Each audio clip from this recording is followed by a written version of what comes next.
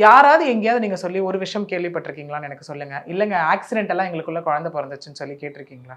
Arrange மேரேஜ்லையா? அரேஞ்சோ லவ்வோ ஏதோ ஒரு விஷயத்துல. குழந்தைக்கே பிளான் பண்ணலன்னுவாங்க. இல்ல ஆமா. பிளான் பண்ணோன்னுவாங்க. ஓகே. ஆக்சிடென்டலா எங்களுக்குள்ள குழந்தை பொறந்துச்சுன்னு சொல்லி கேட்டிருக்கீங்களா? இல்லையே. கேட்டது இல்லல்ல. அந்த மாதிரி கேஸ் தான் இது ஆக்சுவலி. ரொம்ப ஓகே. வித்தியாசமா தான் இருக்கு. வித்தியாசமா இருக்குல்ல. அது வித்தியாசமா இருக்குன்றத தாண்டி எப்படின்னா, நான் ஏன் திரும்ப சொல்றேன்னா, இட் வாஸ் லைக் ஒரு ஒரு கைண்ட் ஆஃப் ஒரு பொண்ணு வந்து ரொம்ப இன்னசென்ட் பேஸ்டு. என்ன வீட்ல சொன்னாலும் தலையாட்டிட்டு போற கேரக்டர். ஓகே. அந்த மாரி ஒரு கேரக்டரிங்க. பொண்ணுக்கு வந்துட்டு பிரதர்ஸ் மட்டும் தான். பிரதர் ஒரு சிஸ்டர் அப்படின்னா, அப்பா இல்ல. ஓகே. அந்த இடத்துல அம்மா அப்படின்னும்போது, இங்கேயும் ஒரு டிஃபரன்ஸ் நெறைய பார்க்க முடியுது. ஒரு ரேஷியோ ஆஃப் மேரேஜ்ல பார்த்தோம் அப்படின்னா, நெறைய பிரதர்ஸ் ரொம்ப நல்லாவே கல்யாணம் பண்ணி வைக்கிறாங்க. அதுக்கப்புறம் லைஃப் வந்து ரொம்ப சப்போர்ட்டிவா இருக்காங்க. பட் எங்க ஒரு வீட்ல வந்து அப்பான்ற ஒருத்தர் ஃபேக்டர் இல்லையோ, அவங்க லைஃப் நெறைய தடமாறுறத நம்மளால பார்க்க முடியுது.